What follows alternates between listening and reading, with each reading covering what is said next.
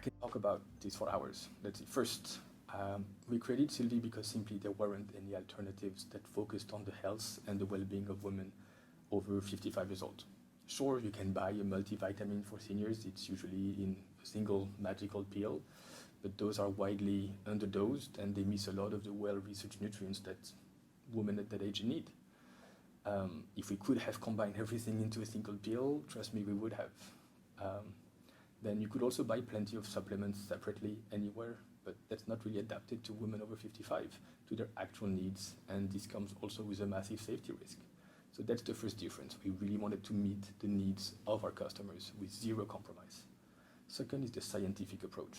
Anyone can be so-called science-based. If you take a multivitamin or a vitamin that's on the government's list, it's actually backed by science technically. You can also use findings from a research on a nutrient that's based on mice and say you've created something that's science-based.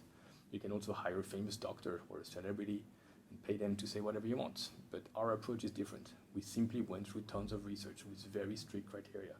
Some of those criteria are that the research must be based on reputable, peer-reviewed, human-based studies, especially on older adults. Then we also have multiple steps to assess nutrient safety, the compatibility with other things, and the short and the long-term effects.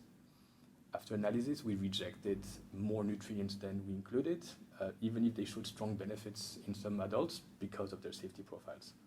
There are also other points that make us very different. You'll notice that our products look and feel very unique. It's not a marketing choice. They are designed this way because we wanted to provide maximum benefits: bioavailability, purity, and convenience.